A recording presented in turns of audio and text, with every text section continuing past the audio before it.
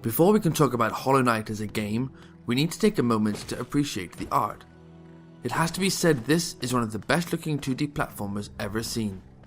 Team Cherry have created wonderful hand-drawn, cleanly designed characters full of personality and supported them with a moody and atmospheric world. It's muggy and claustrophobic, yet vibrant and entrancing, creepy yet alluring, thanks in part to the astounding use of dynamic lighting. It's an evocative microcosm that feels alive, teeming with strange, sometimes terrifying creatures. So how does it shape up as a game? What is Hollow Knight like to play? I'm Andrew, and this is Leaps and Bounds. Don't be fooled by the cutesy hand-drawn style. Hallownest is a melancholy system of crumbling cities and ancient caves, with creatures who want nothing more than to eviscerate you given half a chance. This is a challenging game of exploration and combat, a true Metroidvania with fluid and precise controls. And there's a lot to explore. The map is huge with a ton of secrets and mysteries. There's at least 30 or 40 hours of gameplay available here. That's 30 or 40 engaging and fun hours. As you explore, you'll find charms that you can swap in and out to suit your playstyle, and you'll unlock new abilities that allow you to explore new areas. Being such a huge map with so much exploration at hand brings me to my first criticism of Hollow Knight. You can wander around an area, but you won't be able to map it until you find a character called Conifer and purchase a map from him.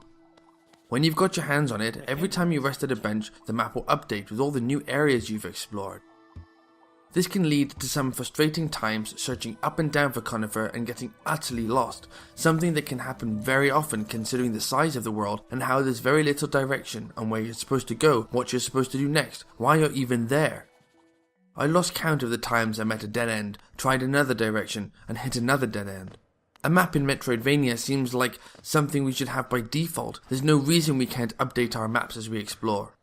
In addition to this, if you want to see where you are on the map, you need to have a certain charm active, taking up a slot and reducing your other charm options. These benches I mentioned act as useful save points.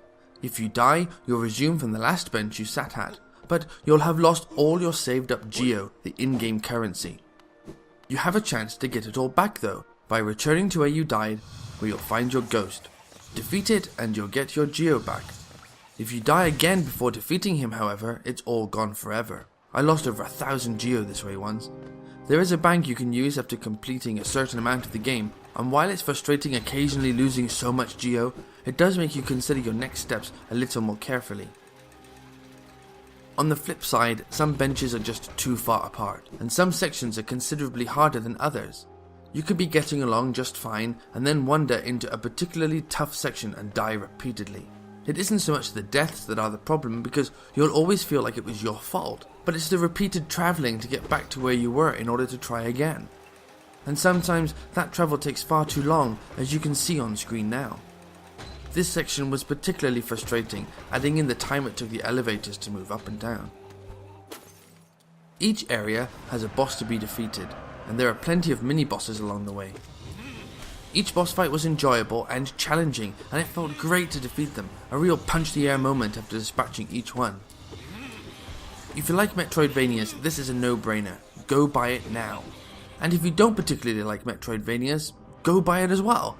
There's plenty to keep you entertained here, and it's well worth the price.